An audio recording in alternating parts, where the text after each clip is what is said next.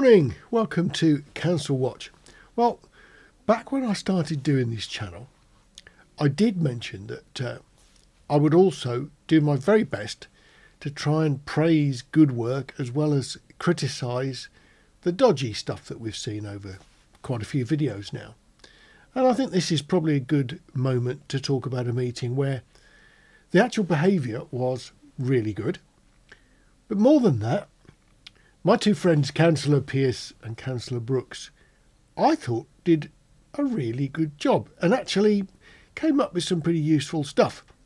Now, I'm guessing that's probably the last thing that anybody watching would expect me to say. But I do appreciate that those two people work pretty hard for LOWESTOFT. Fair enough, as they see it sometimes, and I understand that. But I've been looking at the meeting that happened yesterday, which was the Climate and Ecological Emergency Committee. That's a bit of a mouthful. But realistically, it's a very important thing. And it was a very long meeting. And they were talking about stuff that really relates to local people. Down to sort of an organisation who want to try and help a local school promote recycling in Kensington Gardens and stuff like that.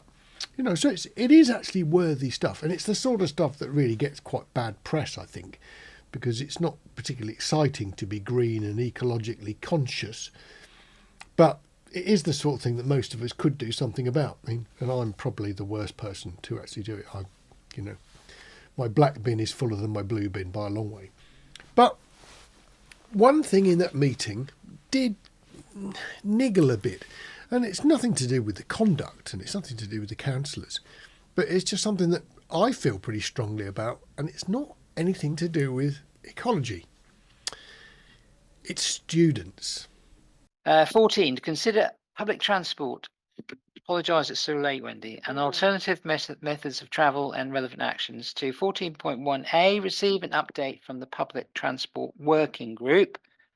So the approach is that we will put out a very simple statement and the questions that have been put together as a survey.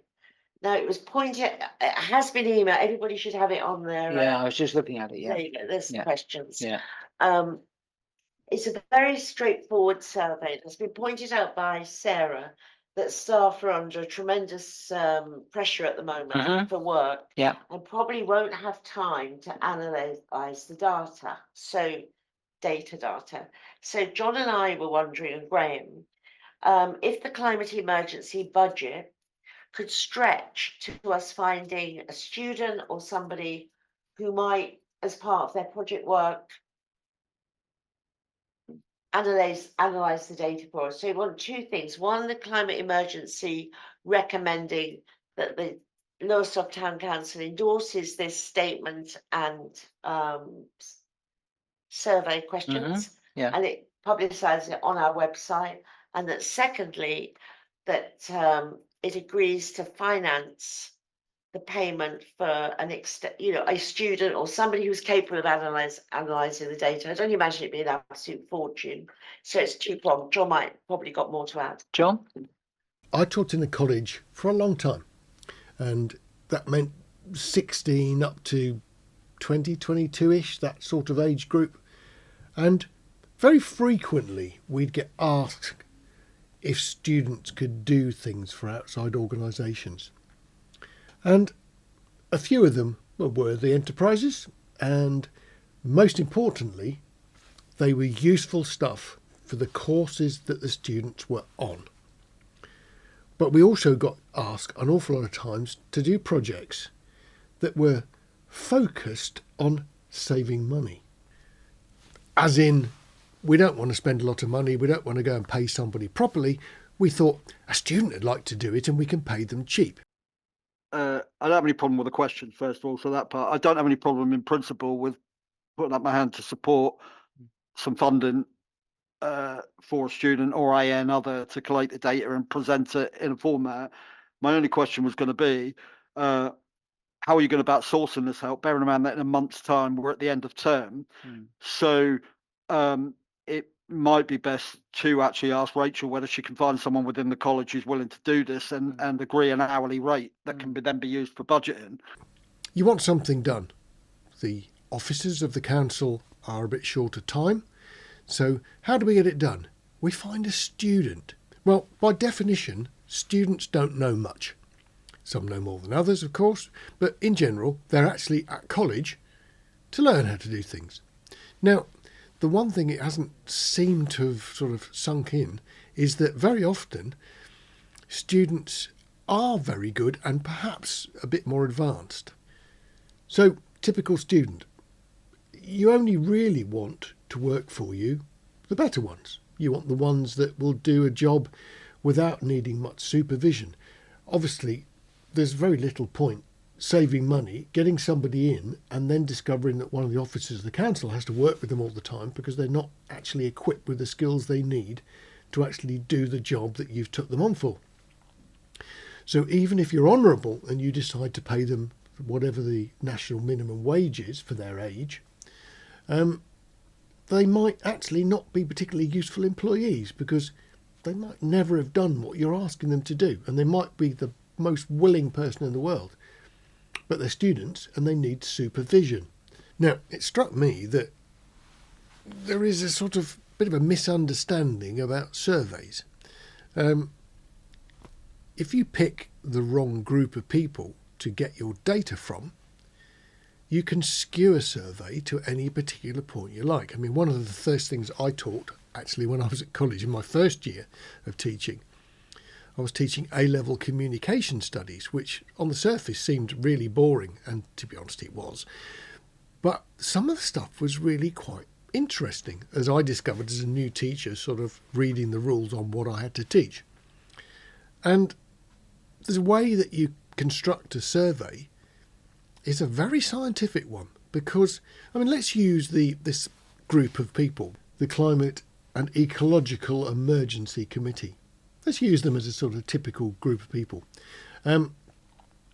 Let's say, for example, somebody is a keen cyclist. Well, they're going to have very different views on how transport should be managed. You only have to look at the planning committee stuff we've been talking about, where cycle spaces are considered an essential part of planning permission. I don't ride a bike. I hate riding bikes. The last thing I want to do is have a cycle space at my house. In actual fact, I've probably got one round the back and it's full of junk. But you get my point. If you ask a bunch of cyclists if we need more cycle provision, you will get the answer yes. Now, there's nothing wrong with that, but they're actually not a balanced representation of the people of Lowestoft. We see this all the time. The town hall project is a good example. The people who responded to all the sort of information about it thought it was a great idea, and this isn't quite reflected in the average Lowestoft person. If you ask the average Lowestoft person about the town hall, they tell you, oh, that was that decrepit thing, it's all shut up at the top of the town. I thought they were going to knock it down. Get my point? If you ask people about heritage, and those people who like the heritage side of things will look at all the scores, they'll look at all the stuff that's old, look at all the old buildings. I mean, remember when they wanted to put the burger place and the factory wall that stood there, and it still stands there because it's been protected? I mean, it's an old factory, who cares? You see the way I'm going with this. We're looking at a transport survey. Now, I'm old enough to now have a bus pass. I've got one. I applied for and got given a bus pass, so I can have free bus transport. Have I ever used it? Nope. Why not? Because I've got a car. And what do, I go and park. And so the thing that annoys me intensely is the fact that I can't find any free car parking spaces where I want to go somewhere. And I have a sort of adverse reaction to paying for car parking anywhere, anytime. I think it should be free. If you ask a lot of people about a transport policy survey and there were questions about car parking, my answers are going to skew things. My individual answers, of course, won't. But if there were 100 people out of 300 who had my views, I'm not saying my views are normal. They're probably not. But you get my point. We're talking about generating a survey. Now, Wendy and Andy want it done quickly. They don't want it to take 3 months or so. But there was a sort of feeling, I thought, that we were trying to rush the survey to fit in with the college holidays so that they could get the thing done on the cheap.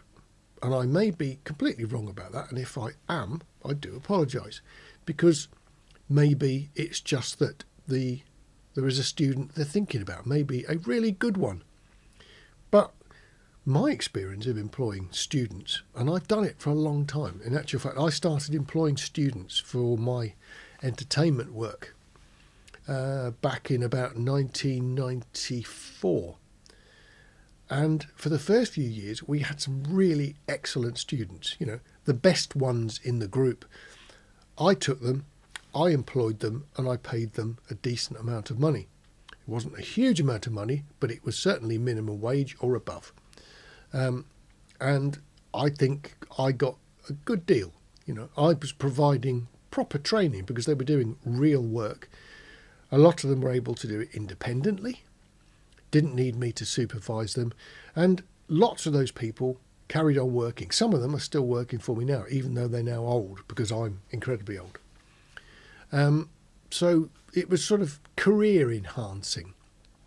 But equally, I've had some real lemons. Over the past few years, it's become more and more difficult. Great Yarmouth College, where I used to teach, they can't supply me with anybody now. I tried the old sixth form college in Great Yarmouth, and for the first couple of years, they provided some good people, and they can't do it either. There's just nobody who actually wants to do what I do. So I'm wondering, you know, who are these students who are going to want to work on a survey, which I'm guessing really means collating results, presenting them in a useful format, and then providing some sort of guide to the conclusions. I'm not sure that works. I would have thought it would have been the sort of thing that Lowestoft Town Council could have put on Facebook. You know, wanted a student to help with collating the response from a questionnaire we have all about the transport policy in Lowestoft. Kill two birds with one stone, get it out there, promote it, and then find some parent who will volunteer either their own kids or a friend's kids as ideal people to do the survey. Now, I'm not sure that going to Lowestoft College is going to produce much in the way of students who want to do this sort of thing. And if they've got someone who volunteers, are they going to be actually any good at it? And you've got very little time before the summer. Most of them, it's wearing down now. The kids are looking at disappearing very, very quickly. So out of the entire student cohort, you've got a very limited number of people who might be appropriate for this sort of work. And the ones that are need paying properly. It's a bit of a snag as well when you look at the expected hours and a fee, because realistically the council are going to want some sort of invoice from the students for doing the work, just to keep the paperwork straight. It's not a donation, so they're going to want sort of something quite official, which then puts the students in the position of being paid, which probably means telling HMRC. It's a lot more complicated than the people in the room seem to actually think. You know, it has to be done properly. And I'm very pro students, but I'm very against sort of exploitation. I'm not saying the idea is to exploit them. Clearly, the people at the meeting think it would be great for a student to do. It would, but finding the right one is going to be a nightmare. And somebody has got to design this survey to produce accurate results. Now, for every cyclist, they need to find someone like me who's anti-cycle, don't they? Otherwise, it's skewed. If you ask 100 people who are like me and all in favour of diesel engines, all in favour of free parking, and would hate the idea of any form of walking, exercise or cycling, it skews the results badly. You can produce with a survey any result you like if you steer the people who respond. Now, you can put it out to open public sort of surveys, so someone reading Facebook, for example, could see the survey. But you need to know an awful lot about them to validate the results. This is basic education theory. If you don't make it possible for someone to sift through the results and balance the responses, it's meaningless. You get your data, but the data set that you've got is appalling, and it doesn't represent real life.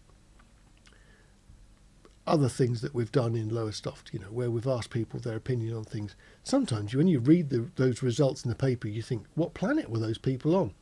Who on earth did you ask to give those results? Because the average person needs to be determined. Who is an average LOWESTOFT person? What age are they? What background have they got? What's their employment history? Makes a big difference to the results you'll get. If you ask 100 people who are receiving benefits, their impression of something, it's very different from 100 people who are in education, or 100 people who are working, or 100 people who were working and are now retired. See the problem? I don't think they've thought this one through. That's probably really too much ranting from me for this one, but that did make me wonder when I saw that video and saw them sort of seemingly thinking that, well, we've got a solution to this, we just get a student in to do it. And that sort of is awkward from so many counts. There's shorter time, there's shorter staff, here's a solution, it'll be great. Oh, and we've got the survey sorted, we've got some ideas of the questions we're going to ask. You don't just ask questions in a survey, you ask properly constructed questions that will allow you to quantify the results that come back in so that you can spot any bias. And the way it's looking is it will be a rotten survey. And all it will say is we need this and we need that and we don't need this.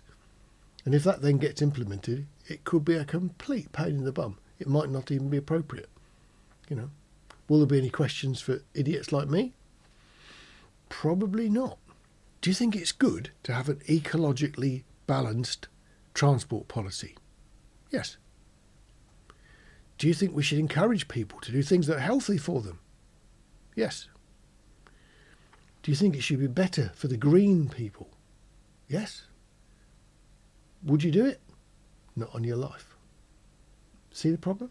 Anyway, it's enough to talk about today, isn't it? Far too long. Look after yourselves. Take care. See you on the next video.